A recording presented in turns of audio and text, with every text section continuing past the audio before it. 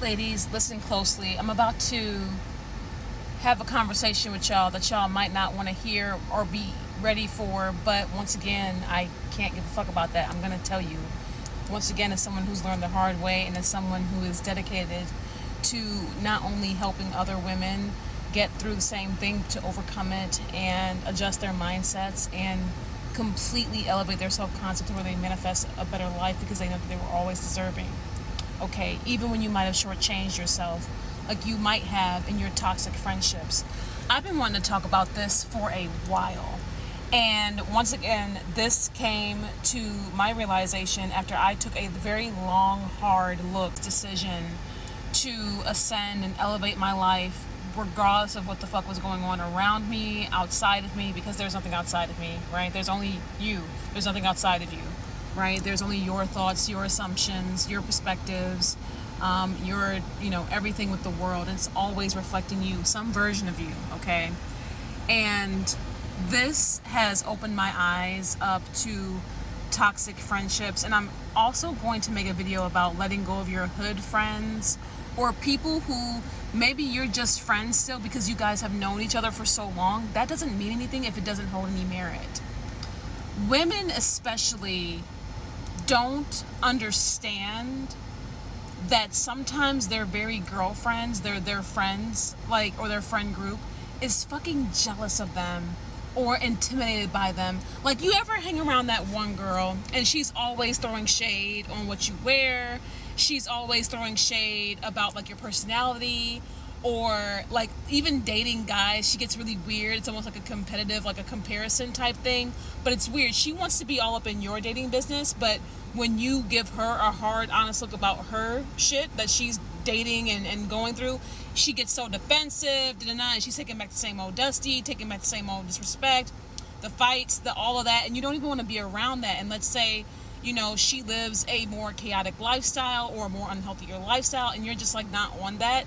And perhaps maybe, because I think a lot of women find this because of like, it's that whole, just like how we naturally grow up from high school to college to, our working years. And then as we get to, being in our 30s and start settling down and start really working towards what we want for our life, we don't see this. But maybe this was a friend who you used to party with all the time, and she was always down to go out, and she was always down for the party and all these things.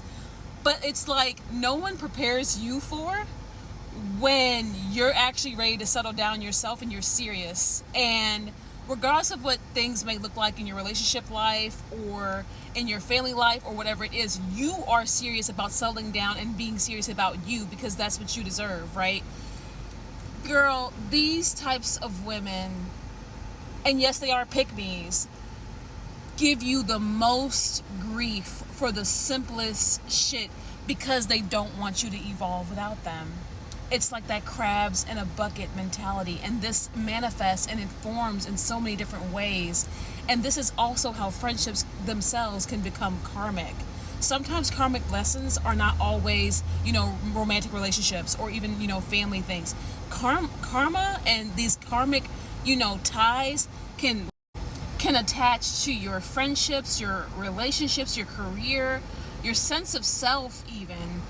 You can have a karmic relationship with yourself, and you'll notice it when you break out of it, and you'll start to feel like, your old self trying to pull on you, and you realize, like, I don't think like this anymore. I don't operate like this anymore. I don't identify with these people, these things anymore. And that's another reason why I tell you guys to stop identifying with your problems, because the more we focus on a problem or even label it as a problem, and the more energy and awareness and all of that stuff that we give to perceived issues in our life, the more it manifests, the more it snowballs and becomes this whole uncontrollable thing that we didn't really want in the first place. So it's like you're better set on, redirecting your focus and focusing on other things. But y'all, my traumatized girlies, for those of you all who've been traumatized in numerous senses, okay, all right, and I'm a girly, I've experienced it too, and it's not fun out here, but you honestly start to see it when you separate yourself from it and make the choice to prioritize yourself above it, okay? The girls who are always playing in your makeup and always playing in your clothes, but also want to talk shit about what you like, your personality, what you do. Maybe you have a YouTube channel, maybe you have other dreams and goals and they're shitting on that. Maybe you want to, like, I don't know, you know, maybe your mind works different. Like, I'm a nerd about mindset and manifestation. There is no one in my circle, or was no one in my circle, I should say, who was into mindset and manifestation the way I've always been. And I always took it as, okay, that's just me. It's because some people just see it as woo-woo. But if you have those people who are shitting on you for it, those aren't your people. You have those women who are secretly trying to compete with you every time you go out, or, you know, they get super weird about, like, dating and stuff, or they like, they're so, like, overly, I don't know if it's an obsession, I don't know if it's attachment, I don't know what this is. A lot of this shit, I don't know what it is. I just said fuck y'all and left, as I always do, because it's not worth the energy. It's not worth the arguing. It's not worth the toxic dynamic. Like, if I feel like anyone is toxic, unsafe, whatever, I'm gonna do what the fuck I need to do to protect me. And now that I have a child, I'm gonna do what the fuck I need to do to protect my child and, of course, my future children and all of that, because I'm not playing with any of these people. And some of these women are very jealous of you. Some of these women, they'd rather see, they see your glow up as, you know, an insult. They see your interest in other things as you leaving them. They see you being interested in different environments as, like, some weird competition thing. It's just so stupid. And so protect yourself from this, okay? Because it makes no sense to keep these in your life as you're trying to ascend, elevate, better yourself, and just detach and just become a completely different person, or at least become the person that you've always known yourself to be. And I think that I'm going to make another video. I'll probably just, like, film this back to back about hood friendships, or just, like, you know, these wannabe loyalty friendships. Oh, I've known so-and-so for 10 years. I know so-and-so for 20 years.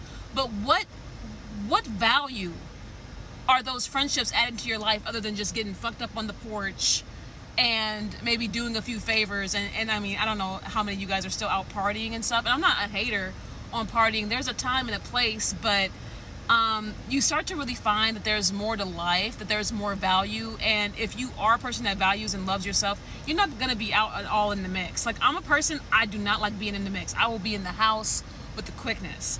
I don't like being around a lot of different energy. I don't like being around a lot of different people. And especially as of late, within the last year, I have completely gone into almost hermit mode, and I'm only associating with people who are going to either get me closer to my goals or actually add value to my life, who can actually see my value and appreciate me. So whether that's, like, you know, you guys know how I'm studying for my real estate license and stuff like that, I'm being mentored. And for me, that mentor is more of a friend to me, and she's a woman, than any of my past friendships that have fallen off, because it's a mutual interest. It's a mutual benefit. I'm there to learn. I'm there to be guided, and we're there to talk business and grow and ascend together.